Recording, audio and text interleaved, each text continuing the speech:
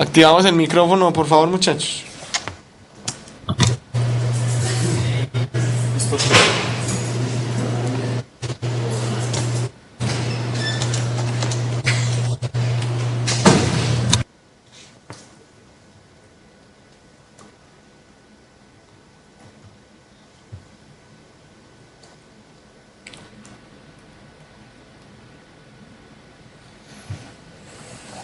Muchachos, activamos el micrófono, por favor.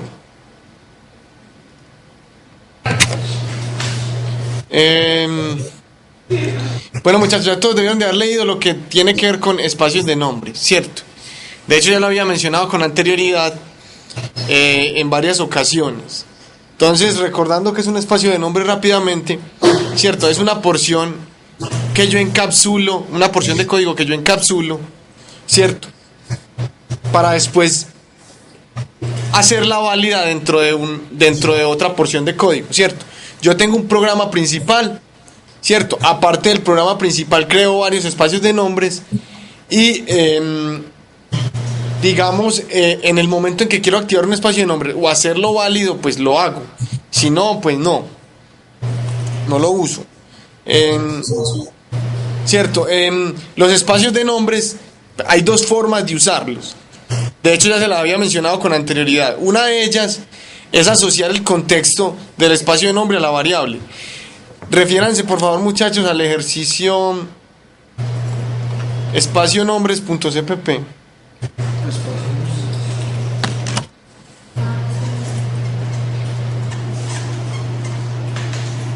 Sí. Espacio-nombres acá.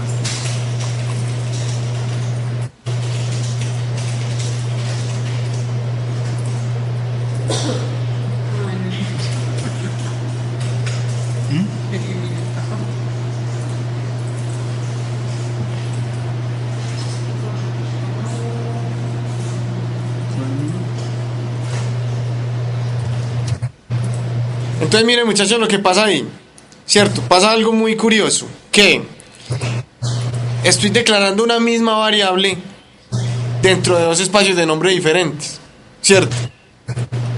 Entonces, aunque esa variable se llame igual y se use igual,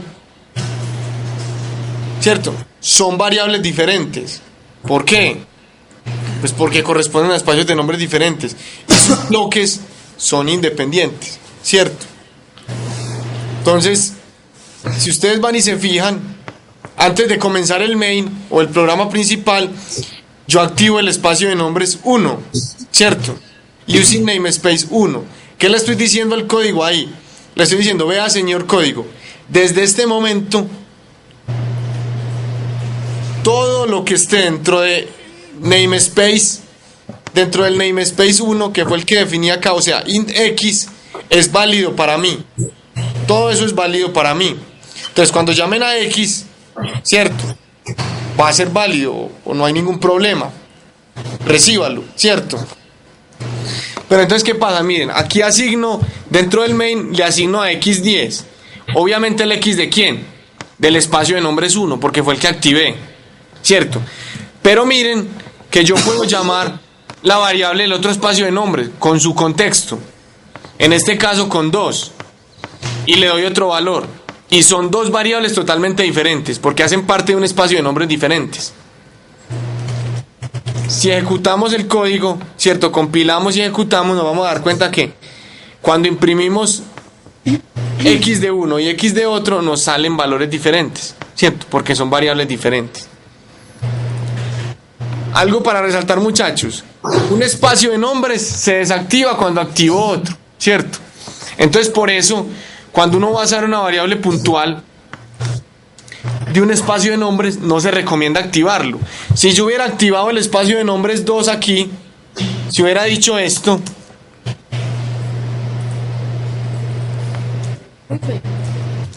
using namespace 2, ¿cierto? Para no tener que ponerle el contexto a esto, para borrar esto, ¿sí lo ven? Si hubiera puesto ese contexto, para quitar el contexto, hubiera desactivado el espacio de nombres 1. Un espacio de nombres se desactiva donde se activa el otro. un espacio de nombres se desactiva donde se activa el otro. Entonces hay que tener mucho cuidado con eso. De hecho, esa es la razón, si no se han percatado, por la que no utilizo using namespace. ¿Sí lo ven? Using namespace std. Porque si usara using namespace std, no puedo activar este espacio de nombres para todo el programa. Miren que llamo a cout y sein con el contexto de ese espacio de nombres también. ¿Sí lo ven? ¿Quién me dice, muchachos, una razón principal para el uso de espacios de nombres? Hay una razón principal, la más válida, y está evidenciada en este ejemplo. O sea, usar un espacio de nombres puede ser un capricho. Pues yo le quiero dar un espacio de nombres a estas variables para que me lo activen. Se dice, pero qué bobada, no le ponga un espacio de nombres para yo no tener que activar nada, lo uso y listo. ¿Cierto? Hay una razón muy poderosa para yo incluir variables, funciones o lo que sea dentro de espacios de nombres.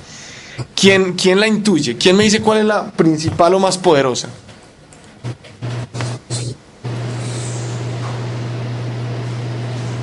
Es como cuando yo estoy creando mis propias clases.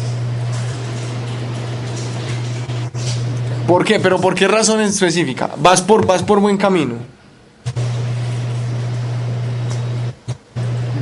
Le voy a poner el ejemplo. Yo te digo a vos, ve, crea la librería Pedro y vos crea la librería Juan. ¿Cierto? Para usarlas en un mismo programa. ¿Quién me dice a mí que vos dentro de tu librería no llamaste una función mi Pedro? No, más bien una variable nombre. Dentro de la librería Pedro utilizaste una variable nombre. ¿Quién me dice que Juan dentro de su librería no utilizó una variable nombre? ¿Cierto? Y ojo que estoy hablando de librerías, no de clases. Porque si fueran clases, sí serían diferenciables. Pues si fueran objetos. Pues porque el objeto es una instancia. Y como el objeto es único, idéntico, pues la variable se relacionaría con el objeto, aunque tenga el mismo valor, el mismo nombre, perdón. Estoy hablando de librerías en general. Yo creo una variable global en una librería, la llamé nombre, y resulta que también la otra persona, y nos da por usarla. ¿Cuál de las dos es? ¿Cómo sé yo cuál de las dos es? Me embalé. De hecho, si usted compila ese programa con esas librerías, le va a salir cuando la use, ojo, no cuando compile. O sí cuando compile, pero cuando la use dentro del programa, ¿cierto? Si usted llama a las librerías y nunca usa esa variable, no le va a salir un error, pues porque las librerías están allá. Pero si usted usa esa variable, él va a tratar de buscarla a otros lados, ¿cierto? Va a tratar de buscarla a otros lados, ¿y qué le va a salir? Que hay una ambigüedad, que existe dos veces y en realidad es diferente. Y ojo que con las variables no hay sobrecarga. Ahí sí no hay sobrecarga. Entonces, ¿cuál es la razón principal para usar espacios de nombres? Curarme en salud de que lo que yo defina ahí adentro no se va a repetir en otra librería. ¿Por qué? Porque quien la va a usar tiene que asociarle el espacio de nombres. Y es muy común que se repita la misma variable con el mismo espacio de nombres. Ahí sí ya eso sí sería un problema, pues. Que coincidan en repetirse las dos cosas es más complicado, la probabilidad es más difícil.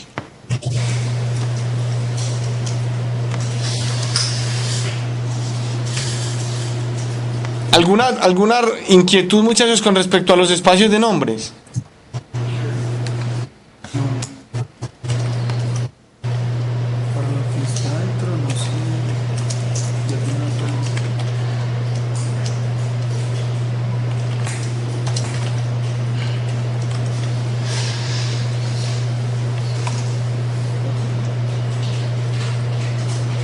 Bueno, muchachos, ahora vamos a ver el tema de casting. El tema de casting es un tema que ustedes obviamente vieron en el curso pasado. De pronto no se los interiorizaron como concepto, pero lo debieron de haber visto. Debieron de haber utilizado casting de alguna de alguna forma.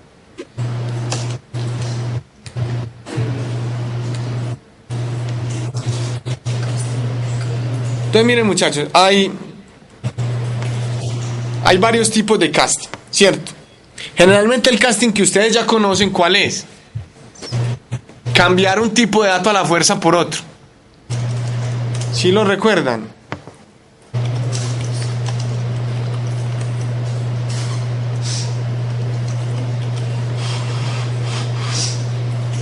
Entonces generalmente es cambiar. Yo tengo un objeto de tipo double y lo quiero volver entero. Entonces lo que hago es que le hago el casting, ¿cierto?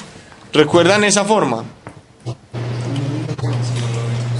Le hago el casting burdo, así como este que está aquí.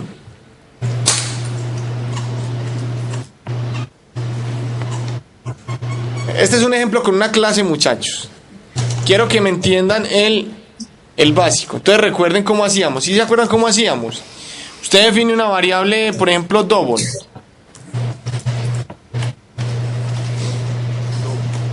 Double, por ejemplo, hola, ¿cierto? Y resulta que usted la quiere convertir a entero. Entonces, ¿cómo hacía?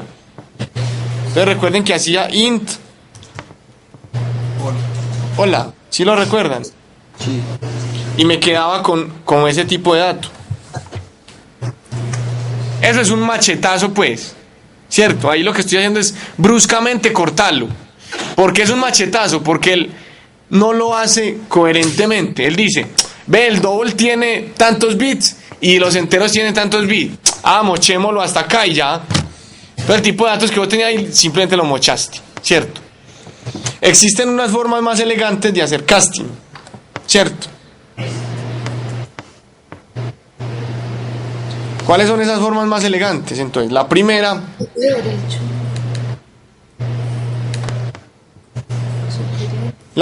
es de la forma static cast. ¿A qué se refiere la forma static cast?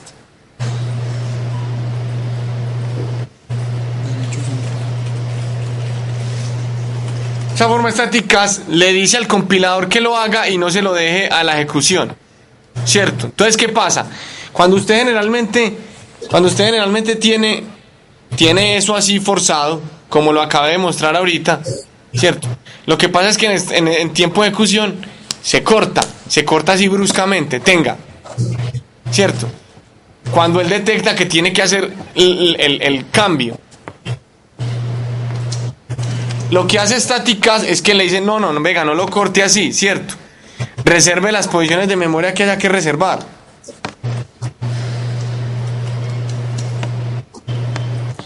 ¿Cierto? Entonces, en el momento del compilador, él ya sabe que tiene que reservar una posición diferente de memoria para entero para llevar ese tipo de dato.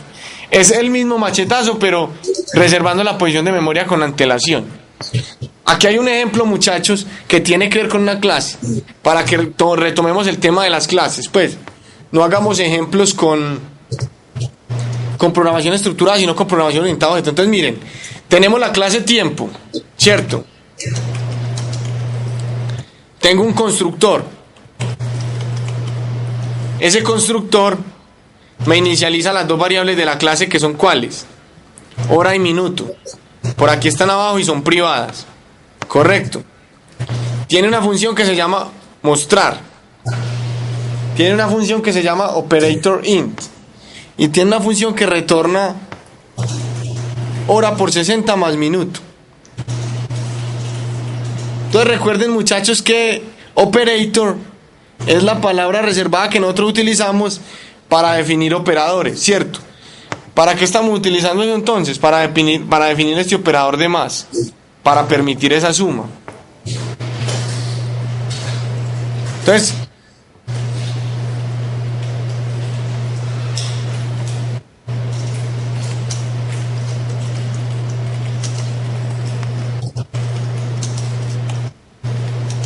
Entonces, ¿qué estamos haciendo, muchachos? Le estamos diciendo, vea,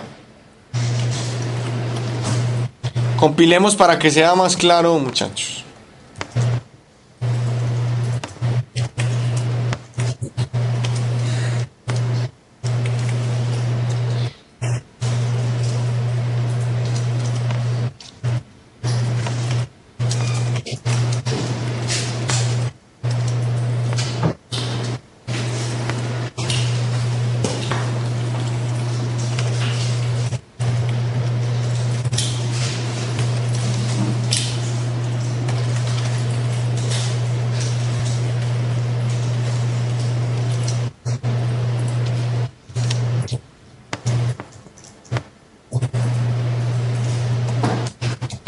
Pues que más menos o casting.cpp.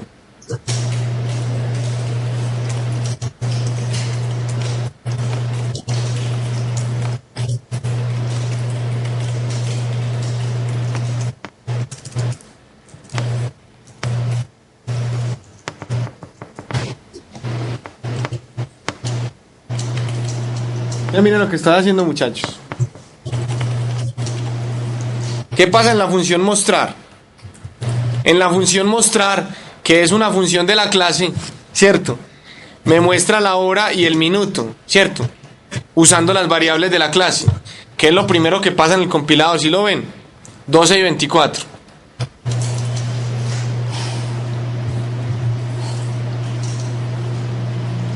...12 y 24... Más adelante, ¿qué me muestra?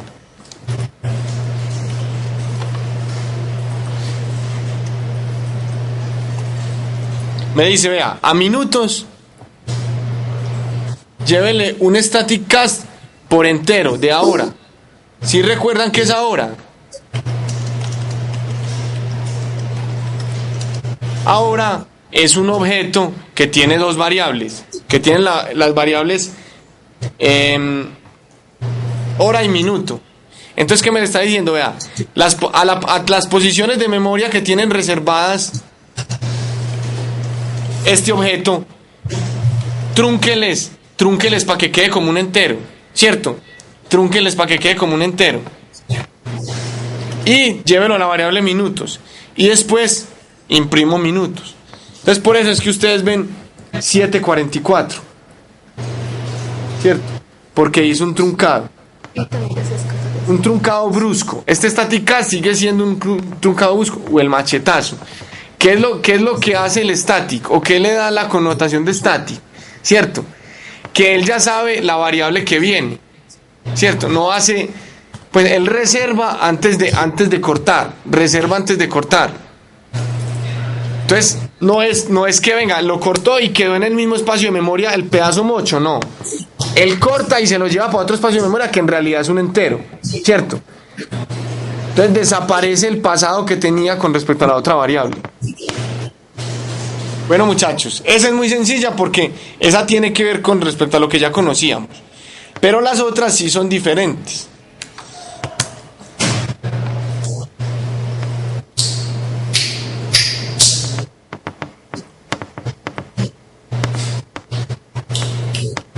Entonces está la constante. ¿Qué hace la constante, muchachos?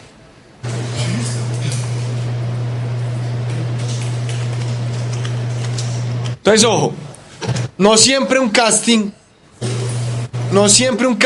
lo que hace es volver un tipo de dato otro tipo de dato, o mochar, o reducirle el tamaño, cosas de ese estilo, no. Existen otras funciones del casting. ¿Qué hace un cast tipo constante? ¿Cierto? Permite añadirle a ese tipo de datos las variables constante o volátil, ¿cierto? Entonces, si yo quiero a una variable que no es ni constante ni volátil agregarle esos atributos, lo hago de esa forma. Miren entonces el ejemplo. Si ustedes se dan cuenta, en el ejemplo se llama casting2.cpp, ¿cierto? Estoy declarando una variable X constante. ¿Sí se acuerdan qué significa declarar una variable constante? Sí. Que el compilador la reconoce en una posición de memoria fija porque va a ser inmutable, nunca va a cambiar. Está allá y nunca va a cambiar. Esa variable va a ser 10 y siempre 10, ¿cierto? Resulta que yo me equivoqué, ¿cierto? Por alguna razón de la vida y yo ya no quiero que esa variable, ¿cierto?, sea 10. Yo le quiero dar otro valor.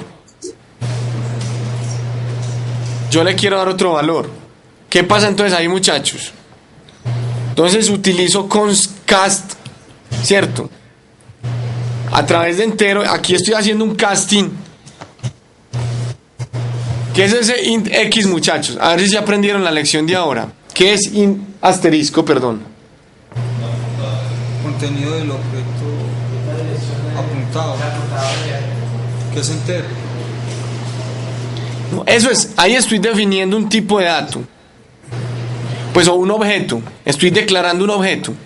Miren en el anterior, muchachos.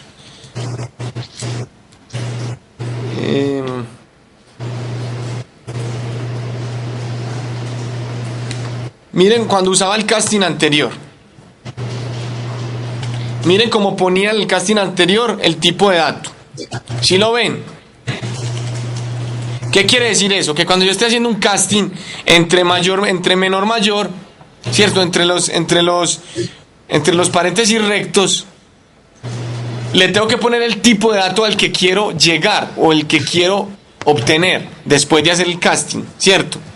Entonces, yo después de hacer este casting aquí, ¿quiero llegar a qué? Quiero llegar a un apuntador. A un apuntador entero. No, a un apuntador. ¿Cómo me dices? Que el dato apuntado es entero. Exactamente. A un apuntador cuyo dato apuntado sea entero. No a un apuntador entero. Entonces, para eso lo designamos en esta variable xbar, ¿cierto?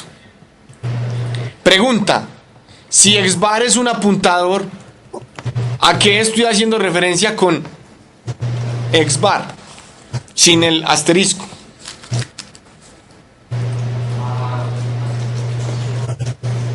El contenido.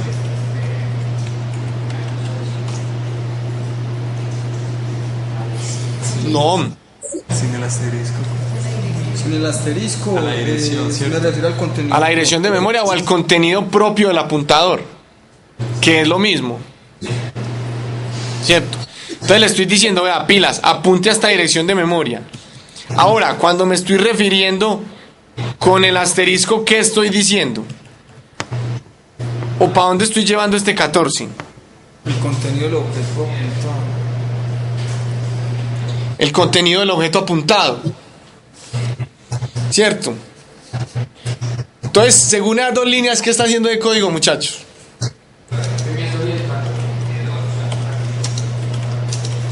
Entonces miren lo que está haciendo ese código. Yo definí una variable constante. Se supone que una variable constante nadie la vuelve a tocar nunca, solo la leen, ¿cierto? Pero yo la quiero tocar. Entonces, ¿qué estoy haciendo? Le estoy pasando la dirección de memoria de esa variable, ¿cierto?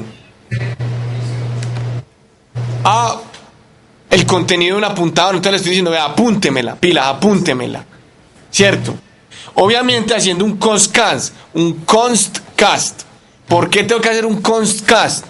Pues porque es una constante y no la puedo cambiar si no le quito ese atributo. ¿Correcto?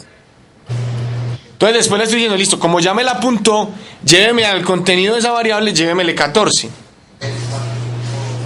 Listo. Entonces ahora le estoy diciendo, listo, entonces imprímame el contenido de esa variable.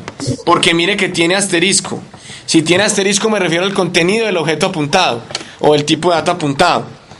Vamos a compilar ese programa. Se supone que por teoría, como X no puede cambiar, me debería imprimir 10. Pero como lo forcé a cambiar, me debe imprimir 14. Vamos a imprimirlo.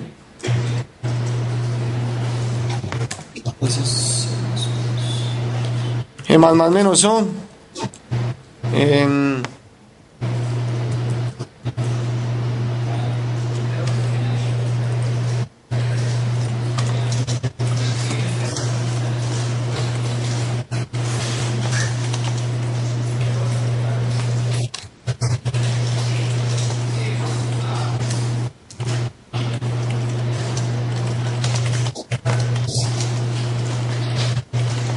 Casting 2.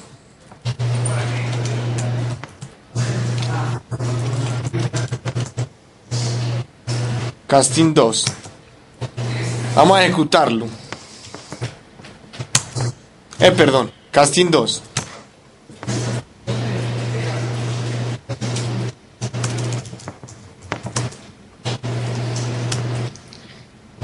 Me imprime 14 y me imprime 10. Entonces miren, muchachos, ¿por qué me imprime 14 y me imprime 10? ¿Cierto? Porque inicialmente lo estoy referenciando con el apuntador.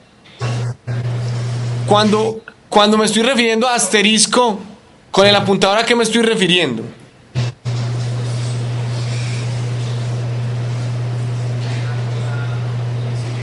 Me estoy refiriendo al contenido del objeto apuntado. Al contenido del objeto apuntado. Correcto. En este instante de tiempo, ¿cuál es el contenido del objeto apuntado? 14.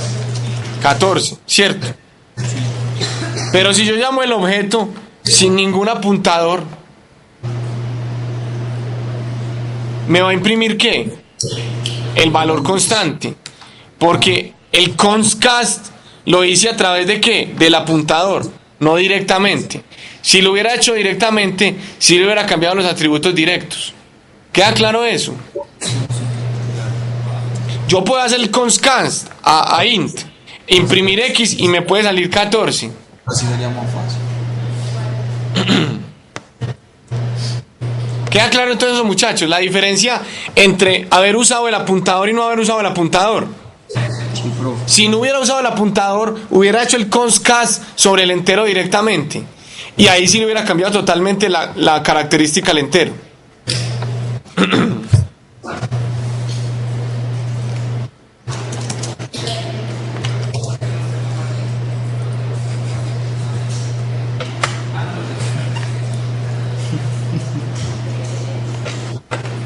Bueno, y finalmente,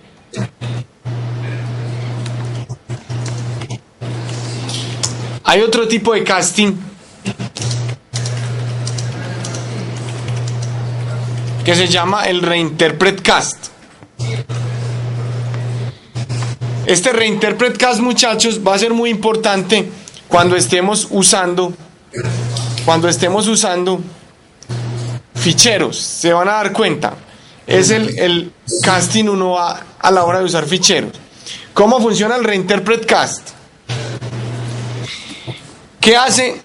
¿Qué hacen? O qué hemos hecho hasta ahora con los casting que hemos visto. Forzar los tipos de datos a que se conviertan en otros, ¿cierto? Alterando sus propiedades, ¿cierto? ¿Para qué es un reinterpret cast?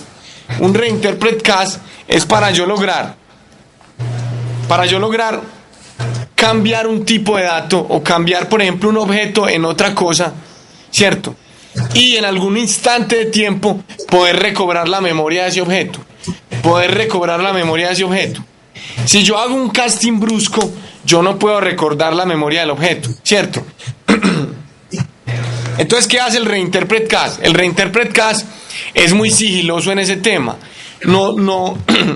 Pues no hace un cortado brusco del objeto que quiere hacerle casting, sino que él identifica hacia dónde quiere llegar, saca una copia de lo que quiere cortar y lo lleva a su destino final, ¿cierto?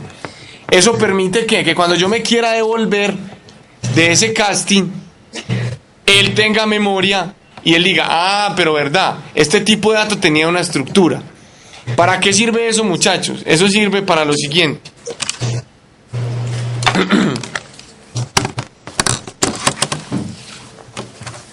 Entonces miren este escenario. Yo tengo un objeto 1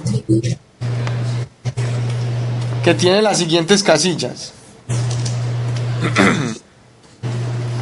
Llamémoslo dato 1, dato 2 y dato 3, ¿cierto? ¿Qué pasa si a mí me da la locura de convertir, esto es un objeto de la clase A, ¿cierto? A mí me dio la locura de trasladar esta información a otro objeto totalmente diferente, un objeto de la clase B, llamémoslo objeto 2, que yo estoy seguro que ocupa el mismo volumen de espacio, pero con una estructura diferente, ¿cierto? Entonces aquí en realidad existe un dato, llamémoslo dato A, dato B, dato C y dato D, ¿cierto? Entonces, yo quiero llevarme este hacia esta posición, este que es uno doble hacia estas dos posiciones, ¿cierto? Y este que es uno solito también hacia esta posición. Entonces miren que si utilizo el reinterpret cast, él guarda la memoria de su elemento original, ¿cierto? Y no lo mocha bruscamente. Otro lo llevaría bruscamente para acá. O sea, él de alguna forma sabe que hay una correspondencia entre dato 1 y dato A, entre dato 2 y dato B y dato C, y entre dato 3 y dato D. Él sabe que hay una correspondencia de este tipo. Entonces cuando se vaya a devolver, él dice, bueno, ahora quiero convertir este objeto en este, viceversa. Él sabe que había esta correspondencia, ¿cierto? Y este objeto se recupera fielmente, sin haber pérdida de información. Para eso se utiliza Reinterpret Cast. Cuando veamos ficheros, muchachos, van a ver que es uno de las herramientas excelentes para manejar ficheros. Vamos a compilar entonces este programa para que vean qué hace.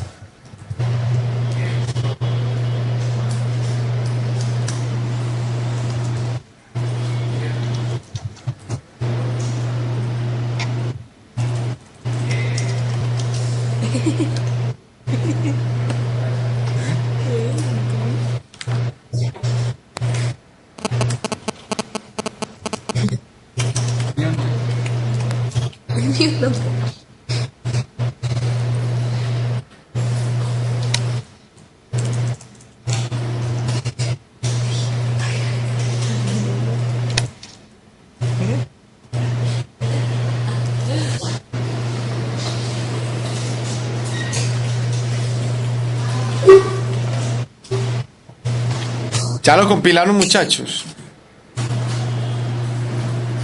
Entonces mire lo que hace.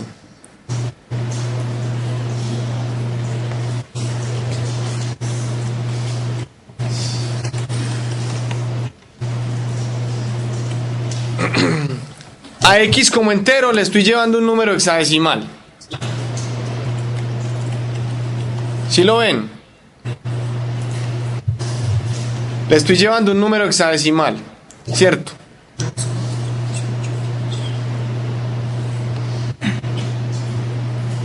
Estoy creando un apuntador, ¿cierto?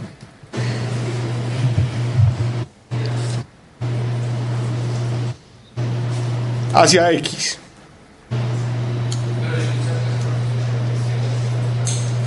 Estoy declarando otro apuntador que se llama PCX. A PCX, ¿cierto? Le estoy haciendo un Reinterpret Cast y le estoy diciendo, vea, ¿cierto? Eso que usted tomó allá como hexadecimal entero, conviértamelo tipo apuntador o un apuntador a un objeto tipo char.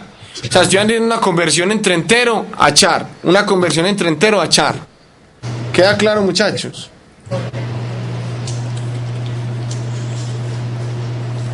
Entonces, él tranquilamente pudo haber perdido la información,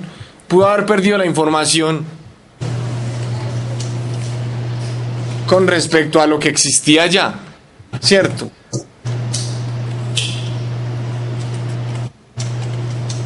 Pero entonces, ¿qué pasa? Este Reinterpret Cast lo que hizo en realidad fue traerse la información de forma estructurada. Entonces se lleva el F2 para PCX, el 34 para PCX1, el DC para PCX2 y el 12 para PCX3. Entonces, si ustedes ven, cuando compilan,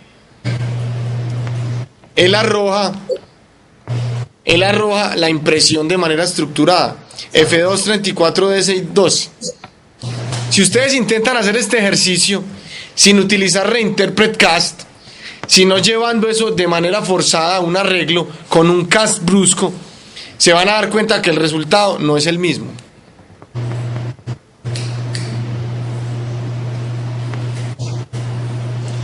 A veces, muchachos, cuando uno está utilizando arreglos, uno puede utilizar trucos para que eso no sea, o sea, para no utilizar Reinterpret Cast y hacer que la transferencia no sea tan brusca, ¿cierto? Entonces ahí no se ve tanto la utilidad. La utilidad del Reinterpret Cast para mí Su mayor utilidad se ve cuando yo voy a intercambiar información entre objetos o voy a convertir un objeto en otro.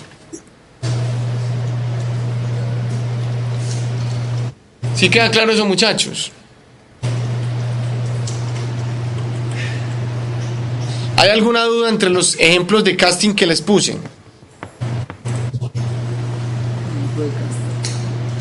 La invitación, muchachos, es a que miren ejemplitos, porque con un solo ejemplo es muy difícil. Por ejemplo, el Reinterpret Cast, con un solo ejemplo es muy difícil como interiorizarlo, ¿cierto? Entonces, una invitación es a que miren otros ejemplitos y ya ahí es más claro porque van viendo, por ejemplo, un reinterpret cast de un entero a un double, yo no sé, un reinterpret cast de un char a un float, algo así, y entonces es más claro, pues porque aquí solo está de un char, de un entero a un char.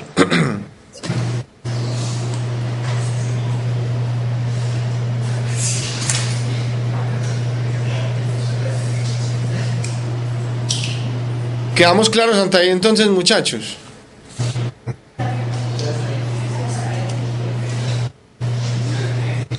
Vea, una pregunta, muchachos. Si aquí...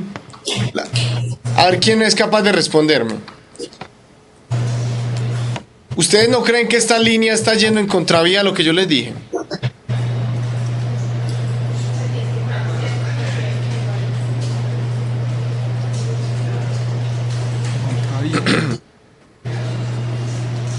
¿Está yendo o no?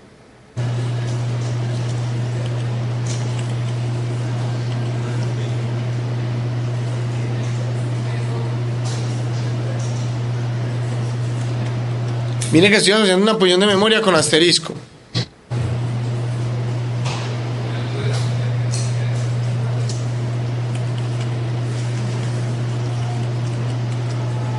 O sea, está yendo en contravía a lo que yo les dije. Pero entonces, ¿cuál es la diferencia ahí? ¿O cuál es la excepción? Que lo estoy declarando. ¿Cierto? No puedo declararlo así. ¿Por qué? ¿Quién me dice por qué no lo puedo declarar así?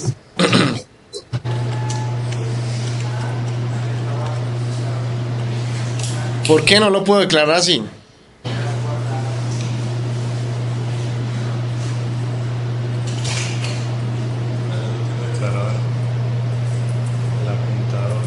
Eso está muy fácil. ¿Por qué no lo puedo declarar así?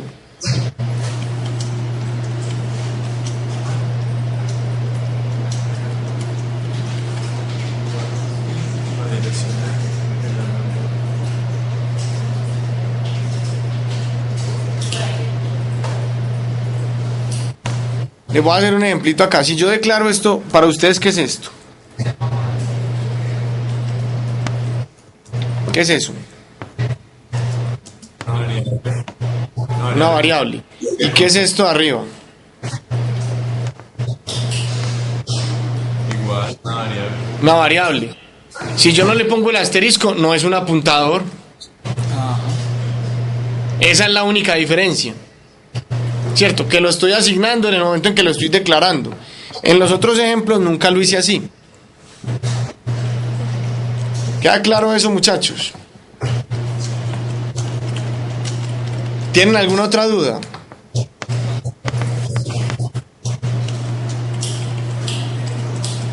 Muchachos, nuevamente les insisto, recuerden que falta muy poquito tiempo para llegar al anteproyecto.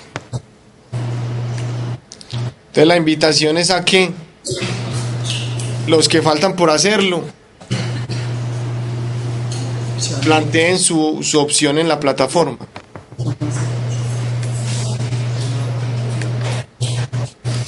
Ok, muchachos, muchas gracias.